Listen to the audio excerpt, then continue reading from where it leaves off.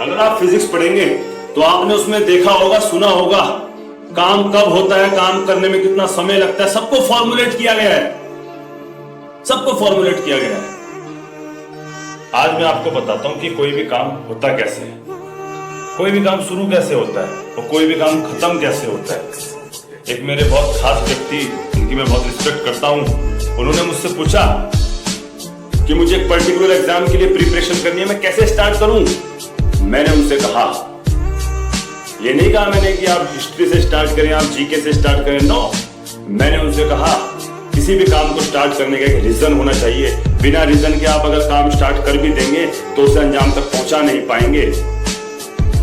Reason must be there, solid reason must be there, तब काम होगा।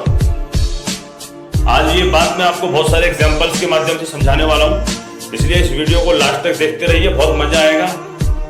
एक दोस्त है, उसको फीवर हो रखा है बहुत तगड़ा, बिस्तर से उठ नहीं पा रहा है। एक दूसरा दोस्त आता है कि यार चला थोड़ा घूमते हैं, कहता है ना यार मैं उठ भी नहीं पा रहा हूं, मुझे बुखार है बहुत तेज। बात भी सही है। थोड़ी देर में उसके बिस्तर पे बिच्छू आ जाता है और वो एकदम उठ के भागने लगता है। काम ऑटोमेटिक हो गया, क्यों? क्योंकि बात अब उसकी जिंदगी पे आ गई। जब जिंदगी पे बात आती है तब काम हो जाता है। एक दूसरा एग्जांपल देता हूं। दो दोस्त ऐसे जा रहे थे किसी फॉरेस्ट में, एक दोस्त के पैर में थोड़ी चोट लगी हुई थी, दूसरा दोस्त उसको कहता है थोड़ा तेज चल। वो कहता है यार तेरे को दिख नहीं रहा मेरे पैर में चोट है। वो नहीं चलता तेज। थोड़ी देर बाद एक शेर उन्हें दिखाई देता है। बताने की जरूरत नहीं है, जिसके पैर में चोट थी वो उससे ज्यादा तेज दौड़ता है, क्योंकि अब रीजन है, बात जिंदगी पे आ चुकी है। कुछ समय पहले एक न्यूज अखबारों में आई, न्यूज में दिखाई गई, एक औरत ने नंगे पैर दौड़कर मैराथन को जीत लिया। बात थोड़ी अटपटी है लेकिन ये हुआ। और जब उस औरत से पूछा गया, बिना किसी प्रैक्टिस के, बिना किसी संसाधनों के आपने इतनी बड़ी मैराथन कैसे जीत ली? ध्यान से सुनिएगा उस औरत ने क्या कहा। उसने कहा कि मेरे हस्बैंड हॉस्पिटल में एडमिट हैं और मुझे इलाज के लिए पैसों की जरूरत है। मुझे पता चला यहाँ मैराथन है और मैंने पार्टिसिपेट कर लिया। ऐसा नहीं है उस मैराथन में उससे अच्छे रेसर नहीं थे, पर रीजन इसका सबसे स्ट्रॉन्ग था। जिसका रीजन स्ट्रॉन्ग होता है ना, रिजल्ट भी स्ट्रॉन्ग आता है। अब एक एग्जांपल देता हूं मैं आपको। एक व्यक्ति था जिसे एक स्थान पे एंट्री करने से मना कर दिया गया, रोक दिया गया, ब्लॉक कर दिया गया, रिस्ट्रिक्ट कर दिया गया, और ये बात उसके आत्मसम्मान को लग गई, ये बात उसे बुरी लगी। और क्या हुआ? समय बीतता रहा, उसने पढ़ना शुरू कर दिया।